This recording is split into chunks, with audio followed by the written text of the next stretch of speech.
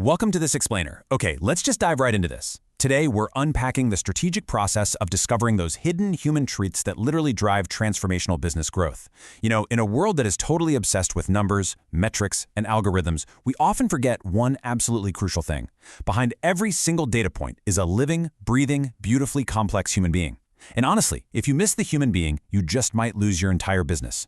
So here's our roadmap for today. We'll be hitting 1. The big data blind spot. 2.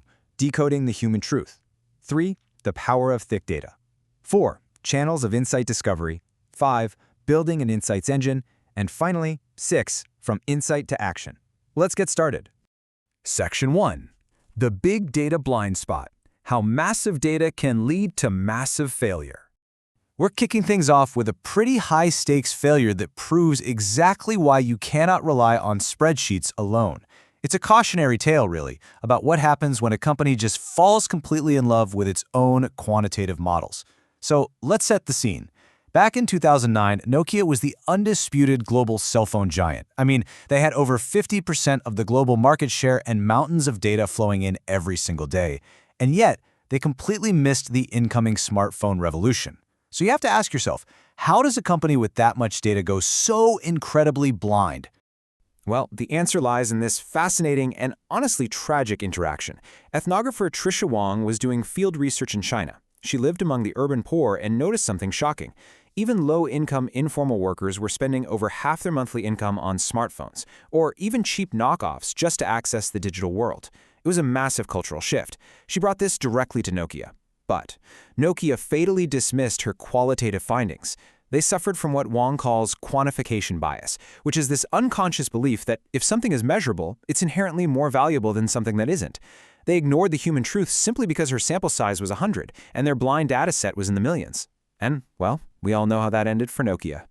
Moving to Section 2. Decoding the human truth. Moving beyond surface observations to hidden motivations. So to avoid Nokia's fate, we really have to act like detectives. We have to move way beyond just observing what people do and uncover the real, messy motivations behind why they do it. The absolutely crucial point here is understanding what an insight actually is.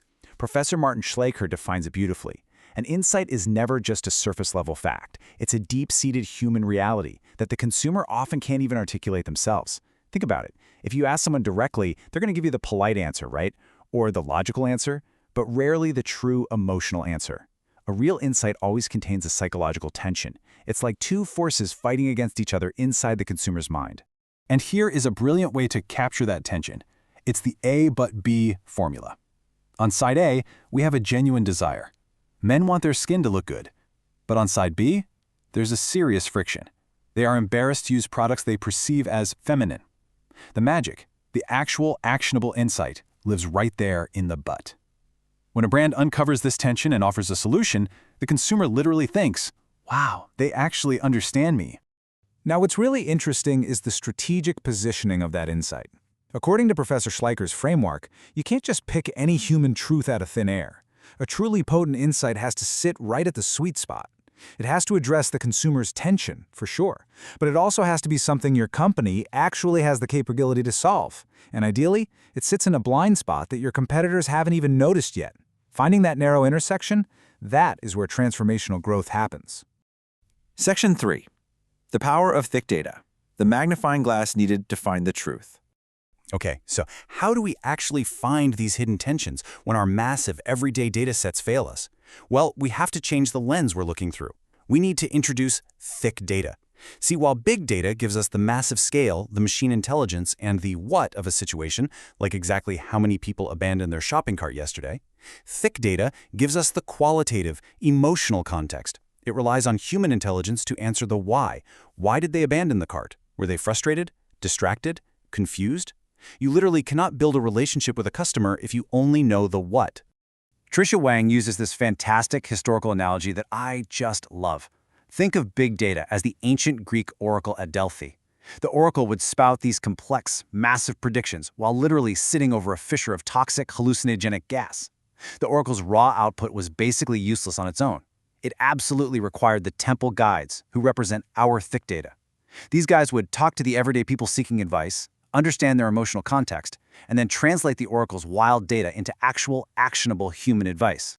Let's look at how combining these two builds a massive success story. Netflix triumphed exactly where Nokia failed. They had a great algorithm, right? But they wanted to push it further. So instead of just staring at the numbers, they brought in an ethnographer to gather thick data. He literally went into people's living rooms and discovered something shocking at the time. People didn't feel guilty about sitting on the couch for 6 hours watching a show.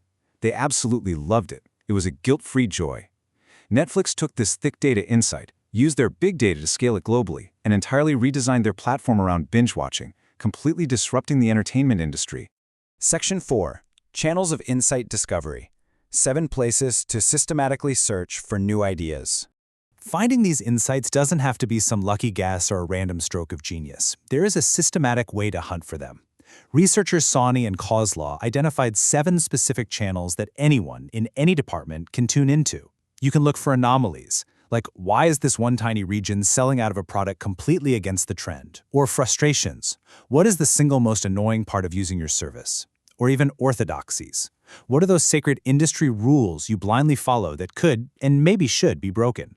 By systematically running through these channels, you give structure to your imagination and guarantee you're looking for truths in all the right places. All right, Section 5. Building an insights engine.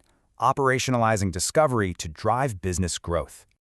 Now that we know how to find these insights, we need to talk about how successful organizations operationalize this discovery process at scale. Because it can't just be one smart researcher, it has to be a company-wide machine. This brings us to a prime example from the Harvard Business Review. Unilever's Consumer and Market Insights Group basically transformed themselves from a reactive, backward-looking research department into an independent, highly strategic insights engine. They realized that customer centricity isn't just some marketing buzzword, it's literally the new primary source of competitive advantage. And the core of their approach? Whole brain talent. They purposely mixed left-brain analytical thinkers with right-brain creative problem solvers. They pulled this off through 4 main operational steps. First, data synthesis, creating one single version of the truth so marketing and finance aren't constantly arguing over different spreadsheets. Second, independence. The insights team reports directly to the C-suite, which means they can challenge marketing, not just take orders from them. Third, collaboration, forcing engagement across all functions so every single employee is looking for insights. And finally, experimentation. They are constantly running Shark Tank-style pitches to test new technologies, like using wearable cameras to observe how consumers actually clean their houses, rather than how they claim they do. And finally, Section 6. From insight to action, applying the truth across the entire organization. Look, an insight, no matter how clever or deeply emotional it is completely useless if it just sits in a PowerPoint presentation and doesn't lead to actual business action. To truly capitalize on a consumer truth, it must be applied across the entire marketing mix of the 4 Ps. If your insight reveals a deep consumer frustration, you don't just make a funny commercial about it. That's just promotion. You might need to change the actual product formula, adjust the price to match the new perceived value, or totally revamp the place where it's distributed. You literally have to attack the tension from every possible organizational angle. So as we wrap up this explainer today, I really want you to take a hard look at your own spreadsheets, your own dashboards, and your own big data. What vital, unspoken human story, what deep psychological tension might you be completely missing simply because you're only looking at the numbers? Find your thick data, discover that tension, and let the human truth drive your next big move. Thanks for hanging out with me for this explainer, and I'll catch you on the next one.